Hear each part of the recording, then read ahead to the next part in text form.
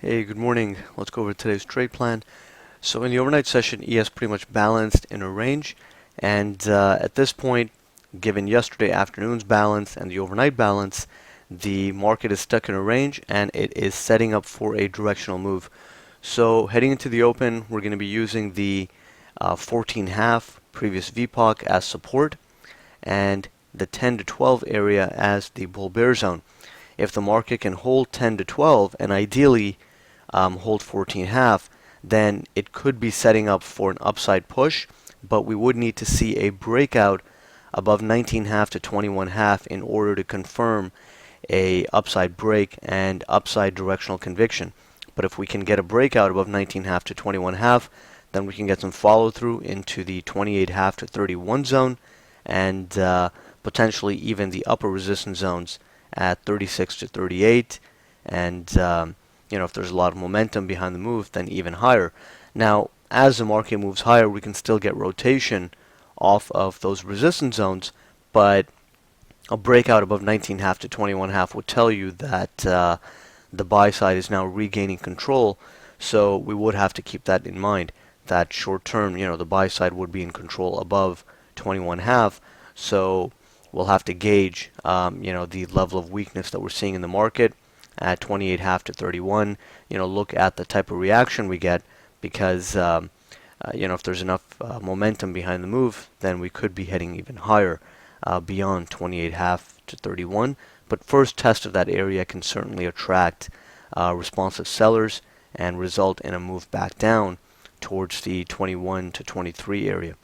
On the downside, a break and hold below 10 to 12 and the 08 quarter gap would confirm that sellers are still in control, and in that case we can get a range extension down into 01 to 03 and potentially even the lower support zones at 92.75 to 94.75, and in the event of some really strong selling, the 85 to 87, and those lower support zones would then come into play, but we would have to see some really strong momentum and weakness across the board on the advanced decline in order to get that kind of move.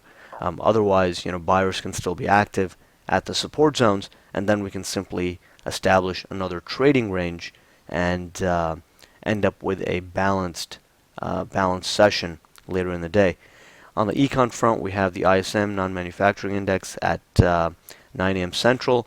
So the first 30 minutes, given that we have econ out, could continue to be balanced, but we just have to be open to the idea that today could be another directional push, outside of the overnight range, and whichever way we break, we can get, at least some short-term follow-through. So, if we break out to the upside, we can get follow-through up to 28.5, 31, potentially 36 to 38, and then sellers can still be active at the resistance zones on the way up. And if we break and hold below 10 to 12, then we can get some follow-through down into 01 to 03 and potentially 92.75 to 94.75, but responsive buyers can still be active on first test of every support zone on the way down, and then result in a bounce back up into the 10 to 12 and 14.5 level off of 01 to 03 and 92.75 to 94.75. So those are really the main ideas for the day. So we're just going to watch and see which way this balance resolves. And again, holding above 14.5 will tell us that the buyers are being a bit more dominant within the balance. And holding above 14.5 could lead to a move back up to 19.5 to 21.5, and eventually an upside breakout and a reversal. So those are the main thoughts. Let's see if the buyers can hold it up at 14.5 and 10 to 12, and we will take it from there.